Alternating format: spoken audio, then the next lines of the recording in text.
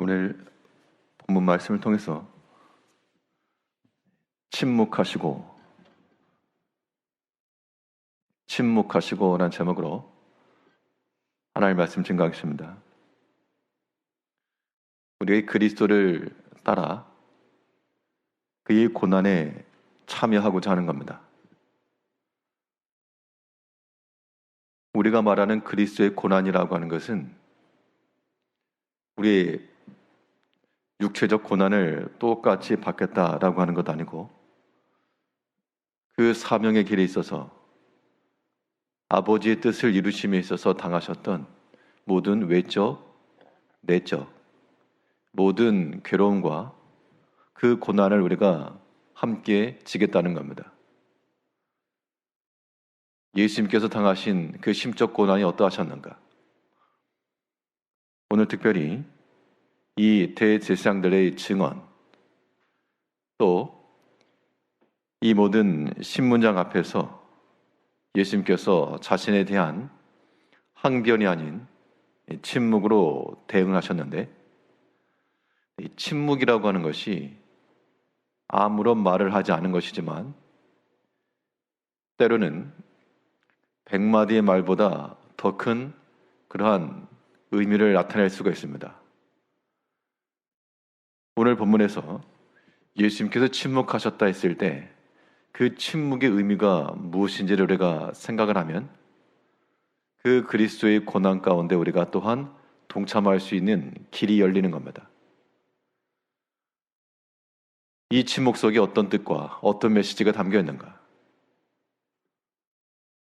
먼저 생각해 볼 수 있는 것은, 우리가 무엇인가에 대해서 침묵한다라고 할 때 여기에는 예수님의 큰 사랑이 포함되어 있는 겁니다. 할 말이 없거나 혹은 유구무원, 나의 모든 행함이 잘못된 것이어서 말을 하지 못하는 경우도 있지만 그런 경우가 아니고, 오늘 본문에서 예수님께서 침묵하신 것은 그를 둘러싼 많은 사람들의 거짓 증언과 또한 합당하지 않은 모든 말 속에서 그들과 함께 다투지 않으시고 언쟁하지 않으시고 그것을 또한 다 수용하신 겁니다. 그 말인즉슨 예수님께서 끝까지 제자들을 사랑하신 것처럼, 또한 하나님께서 이 땅에 있는 모든 사람들을 그의 대적의 상대로 보지 않으시고 또한 그들을 사랑하신 게 분명합니다. 오늘 본문 60절부터 다시 보시면,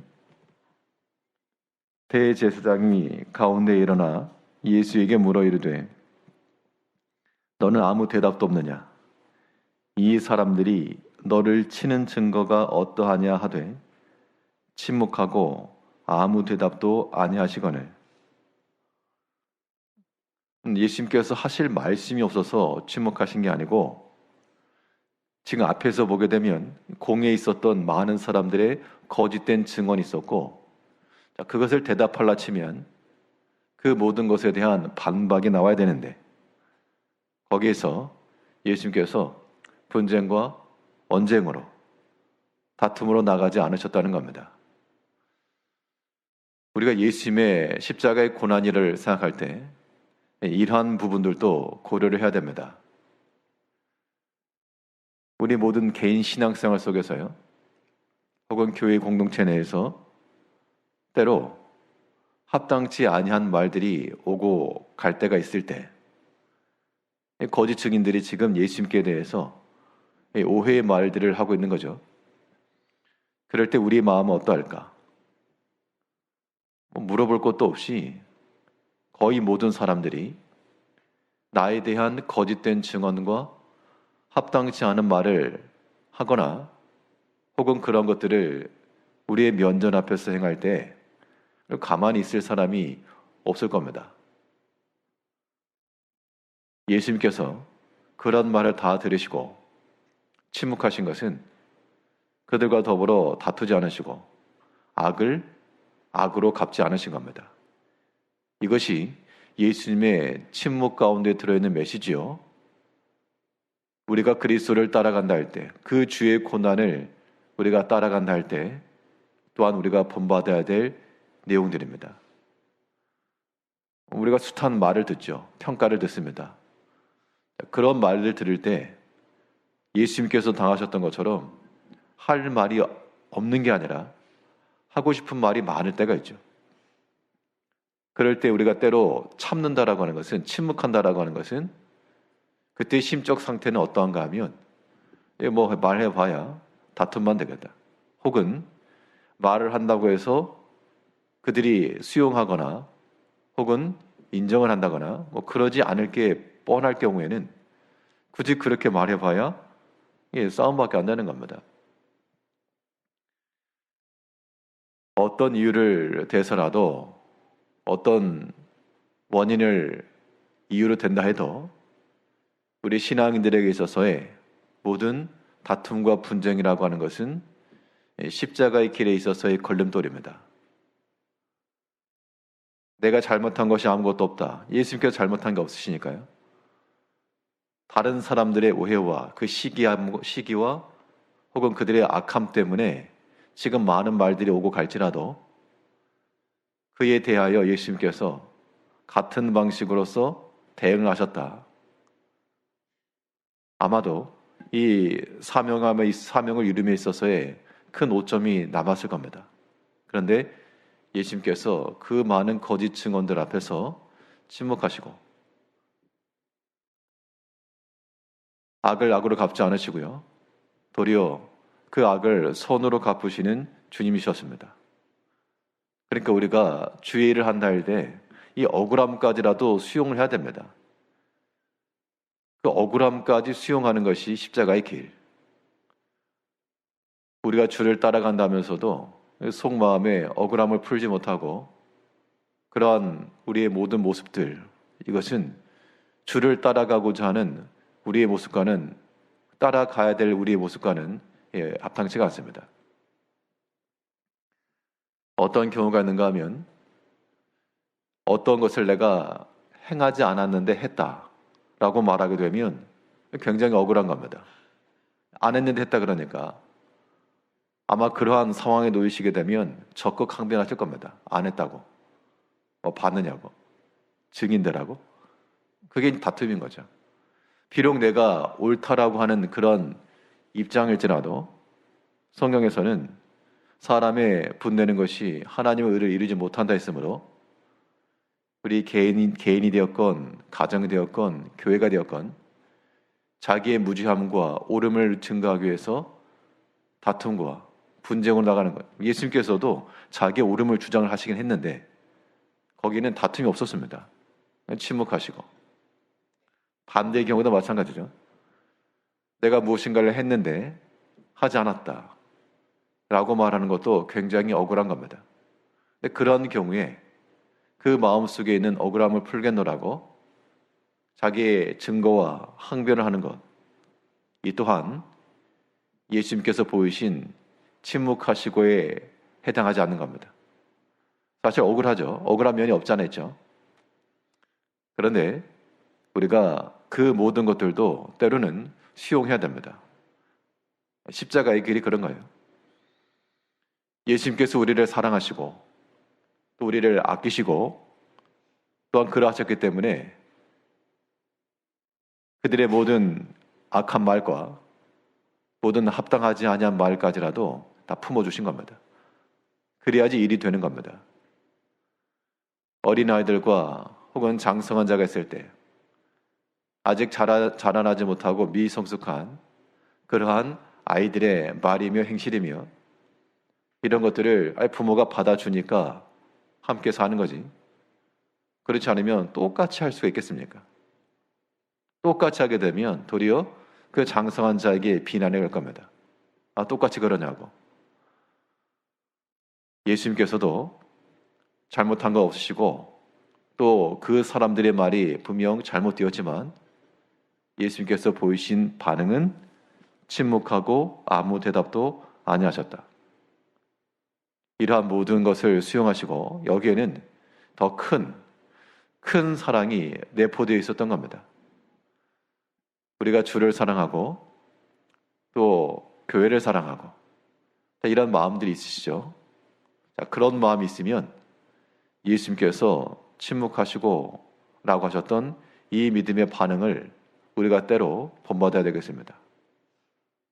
악을 악으로 갚지 않고 나에 대해서 거짓 증언하는 혹은 오해하여 말하는 그들에 대하여 그들을 또한 비난하거나 책잡지 않으시고 침묵해 주시고 다 품으셨다. 억울함까지라도 수용하시고 그 목적은 단 하나죠. 아버지의 뜻을 이루기 위해서. 만일 여기서 예수님께서 그들과 더불어 다퉜다 그러면 얼마나 웃음꼴입니까? 아마 하나님께서 예수님께 대해서 비난하고 거짓 증언했던 그 많은 거짓 증언들을 대하여 아마 잘못했다 이것보다도 인내하지 못하시고 십자가 얼마 안 남았는데 거기서 그들과 함께 다투신 주님이 책망받았을지도 모를 일입니다. 예수님이 고난이라고 하는 것, 우리가 참으로 그 고난에 동참하길 원하십니까?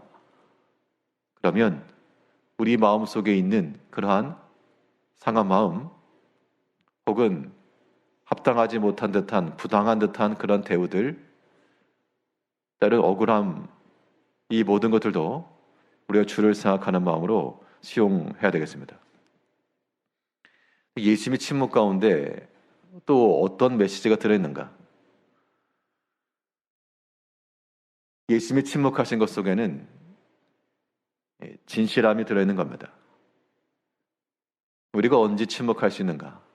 굳이 일일이 항변하지 않고 수다한 말을 하지 않더라도 그의 마음과 생각과 또한 모든 일에 있어서 진실함을 가지고 나가면 다른 변명의 여지가 없는 겁니다.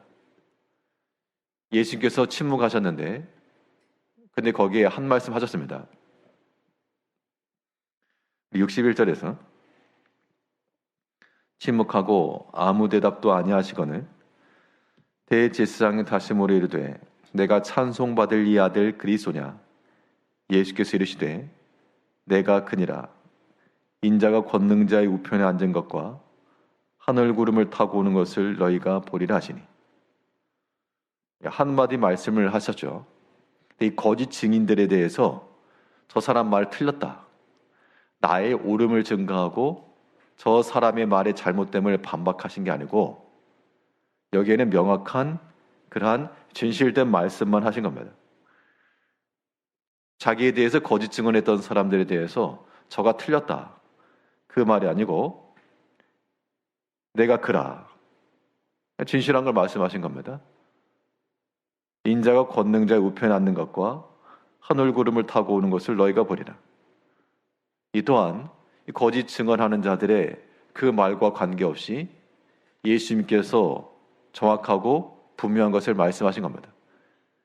그 말이 도리어 많은 사람들에게 더 큰 거짓 증언과 이러한 반대의 의견을 가져올 거라는 걸 모르지 않으셨으나 예수님께서 그 진실함으로 표현하셨고 그 결과가 사람들이 더 격분하고 예수를 사형에 넘겨주라 하며 얼굴을 가리고 침을 뱉고 주먹으로 치고 그런 결말이 왔지만 예수님께서는 진실함으로 나아가신 거죠. 여기서 보여주고 있는 것은 예수님의 이 침묵과 앞에 나오는 많은 거짓 증인들의 증언 그리고 뒤에 나오는 베드로의 수다한 말 이것의 대비를 보여주고 있습니다. 베드로가 예수님을 따라왔다가 예수님께서 그렇게 침뱉음 당하시고 얼굴을 가리고 맞고 위기 그 순간에 나설 수 없죠. 그때 사람들이 너도 그 한 당이라. 그럴 때 내가 모른다. 부인을 했습니다. 베드로가 자기 자신의 무고함을 주장하기 위해서 여러 가지 항변을 했지만 그러나 그 많은 말들은 결국 그의 진실함을 나타내지 못하고 거짓된 것을 드러냈습니다. 우리가 그리스도를 따라 그 십자가의 길을 간다라고 하는 거죠. 때로는 우리 자신의 옳음을 드러내기 위해서 혹은 우리의 모든 것을 감추기 위해서 때로 우리가 여러 가지 수단 말을 할 수가 있지만 그러나 그 말이라고 하는 것이 진실한 것이 아니면 그것은 우리의 허물이 되는 겁니다. 예수님께서 오늘 본문에서 침묵하시고 이 침묵이 던지는 메시지라고 하는 것이 컸다라고 하는 것인데요. 이제 우리가 이것을 우리의 삶 가운데서 적용을 시킬라 치면 우리의 모든 삶 가운데서 우리 믿음의 형제들을 사랑하시고 그러니까 악을 악으로 갚으면서 어찌하든 내가 이겨먹어 보겠다. 내가 한번 내 옳음을 증거하겠다. 그런 마음 그거 포기하셔야 됩니다. 그렇지 않으면 그런 마음 그대로 가지고 있으면 계속해서 분쟁과 언쟁이 끊이지 않는 겁니다. 그런 상황 가운데는 화평도 없고요. 무슨 일을 하더라도 공동체의 기쁨과 즐거움은 사라지는 겁니다. 예수님께서 침묵하신 것처럼 때로는 침묵이 났고 내가 하고 싶은 그 한두 마디를 오히려 멈추는 것이 더 큰 메시지가 되는 겁니다. 억울하다. 예수님께서 그걸 다 감당하셨잖아요. 우리 예수님의 고난에 참여하기를 원하신다면서요. 그 억울함 도대체 뭐가 그렇게 억울한지 그거 감당하지 못할 수준인가? 침묵하시고 도리어 우리는 그 침묵 가운데 있을지라도 온전히 진실함 가운데 그 진실함의 결과가 우리에게 해로움의 결과를 준다 할지라도 끝까지 잘 감당해 나가실 때 그것이 예수님께서 걸으셨던 십자가의 고난에 동참하는 길이요. 그건 또한 우리에게 영광으로 돌아올 줄 압니다. 여러 가지 많은 상황 가운데서라도 우리의 큰 사랑과 진실함 품으시고 때로 침묵의 강력한 변호와 그 입장을 드러내 그리스도의 이 십자가 가운데 동참해 나가는 성도님들이 되시기를 바라겠습니다. 기도하겠습니다.